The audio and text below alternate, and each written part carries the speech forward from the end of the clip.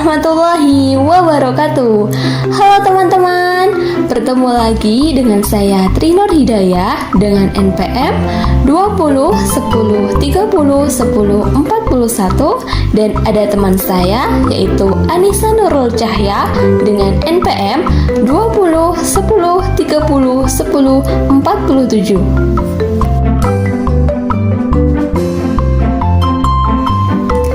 Pada video kali ini, kita akan membahas mengenai video pembelajaran Bahasa Indonesia dengan tema cerita rakyat untuk siswa kelas 10 SMA atau MA atau SMK. Dalam video cerita rakyat kali ini berjudul Danau Toba dengan tujuan siswa mampu mengidentifikasi nilai-nilai yang terkandung dalam cerita rakyat Danau Toba.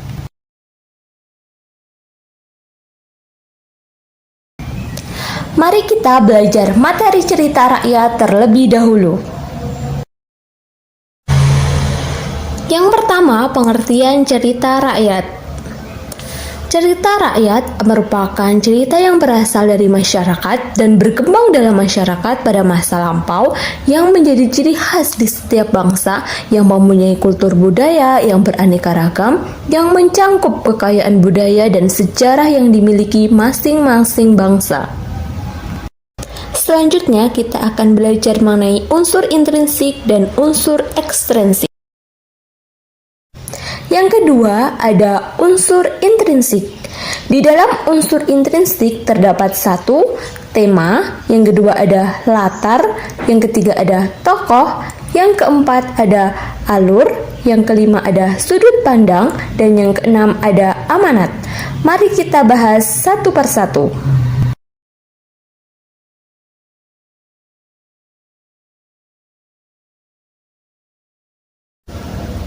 Yang pertama ada tema. Tema merupakan inti persoalan yang menjadi dasar dalam sebuah cerita. Oleh karenanya, agar bisa mendapatkan tema dalam sebuah cerita, pembaca tentunya harus membaca cerita tersebut hingga selesai. Tema pada cerita rakyat akan dikaitkan dengan pengalaman kehidupan. Yang kedua, latar. Latar adalah informasi mengenai waktu, suasana, dan juga lokasi di mana cerita rakyat itu berlangsung. Ada 3 macam latar, yang pertama latar tempat, yang kedua latar suasana, dan yang ketiga latar waktu.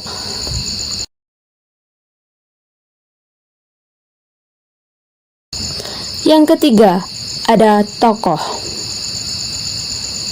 Tokoh merupakan pemeran pada sebuah cerita rakyat. Tokoh pada cerita rakyat dapat berupa hewan, tumbuhan, manusia, para dewa, dan lain-lain. Yang keempat, ada alur. Alur merupakan runtutan kejadian pada sebuah cerita rakyat yang biasanya meliputi 5 rangkaian peristiwa, yaitu pengenalan, pengembangan, pertentangan, peleraian, dan yang tahap akhir adalah penyelesaian. Macam-macam alur. Macam-macam alur ada 3. Yang pertama yaitu alur maju, yang kedua ada alur mundur, dan yang ketiga ada alur campuran. Yang kelima ada sudut pandang. Sudut pandang merupakan bagaimana cara penulis menempatkan dirinya dalam sebuah cerita, atau dengan kata lain, dari sudut mana penulis memandang cerita tersebut. Sudut pandang memiliki peran yang sangat penting terhadap kualitas dari sebuah cerita. Yang keenam, ada amanat. Amanat merupakan nilai-nilai yang terkandung di dalam cerita dan ingin disampaikan agar pembaca mendapatkan pelajaran dari cerita tersebut. Yang ketiga, ada unsur ekstrinsik. Unsur ekstrinsik merupakan semua faktor luar yang mempengaruhi penciptaan sebuah tulisan ataupun karya sastra. Bisa dikatakan, unsur ekstrinsik adalah milik subjek seorang penulis yang dapat berupa agama, budaya, kondisi sosial, motivasi yang mendorong sebuah karya sastra tercipta. Unsur-unsur ekstrinsik. Yang pertama, budaya serta nilai-nilai yang dianut. Yang kedua, tingkat pendidikan. Yang ketiga, kondisi sosial di masyarakat. Yang keempat, agama dan keyakinan. Dan yang kelima, kondisi politik, ekonomi, hukum, dan lain-lain. Selanjutnya, kita akan membahas mengenai nilai-nilai cerita rakyat. Nilai adalah sesuatu yang berharga, bermutu, menunjukkan kualitas, dan berguna bagi manusia. Dalam karya sastra berwujud makna di balik apa yang ditulis melalui unsur intrinsik seperti perilaku, dialog, peristiwa, setting, dan sebagainya. Ada 6 macam nilai-nilai dalam cerita rakyat. Yang pertama ada nilai moral. Yang kedua ada nilai budaya. Yang ketiga ada nilai agama. Yang keempat ada nilai pendidikan. Yang kelima ada nilai estetika. Dan yang keenam ada nilai sosial. Kisah Danau Toba. Alkisah. Ada seorang petani bernama Toba yang sangat rajin dan ulet dalam bekerja.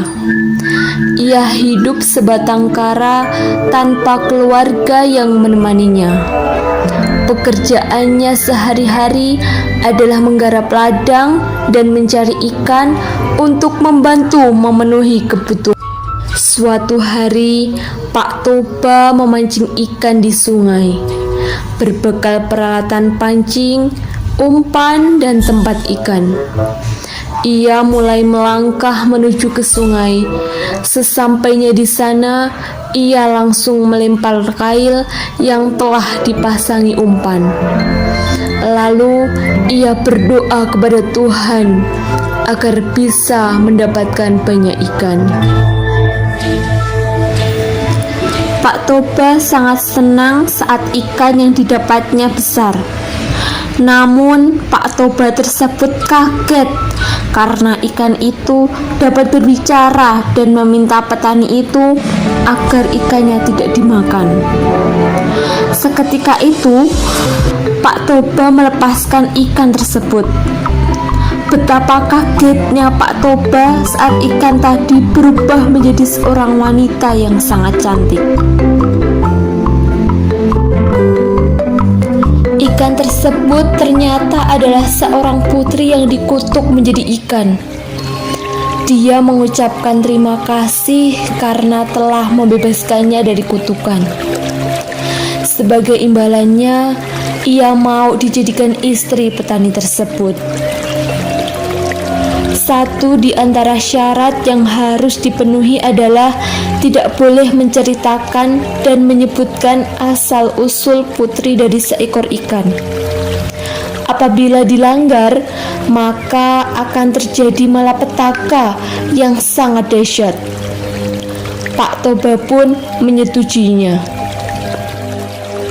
Setelah menikah, mereka dikaruniai seorang anak laki-laki yang diberi nama Samosir. Mereka hidup bahagia bersama anaknya yang tampan.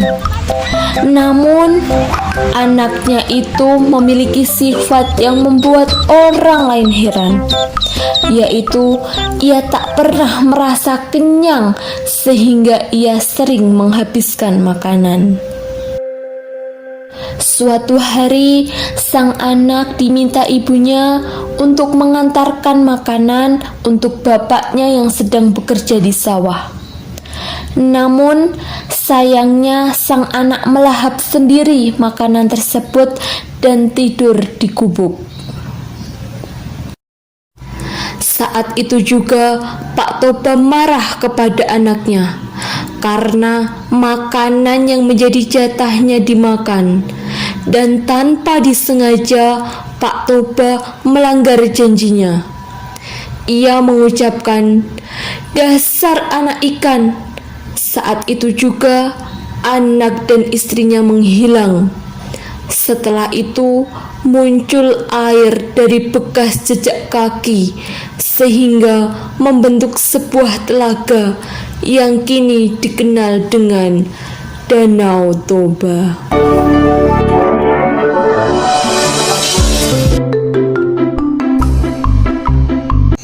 Setelah melihat dan mendengarkan cerita Danau Toba, mari kita simak analisis cerita rakyat tersebut.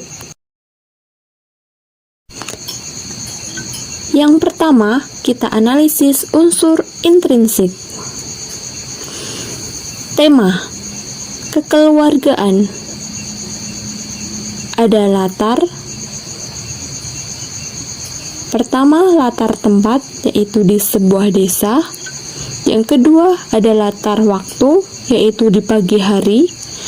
Kemudian ada latar suasana, yaitu suasana senang, sedih, dan menegangkan. Analisis unsur intrinsik yang selanjutnya yaitu ada tokoh dan penokohan. Yang pertama ada Putri Ikan atau istri dari Pak Toba yang bersifat baik dan sabar. Kemudian ada petani atau Pak Toba yang bersifat pekerja keras dan mudah marah. Kemudian anak atau Samosir yang bersifat nakal. Alur ini adalah alur maju.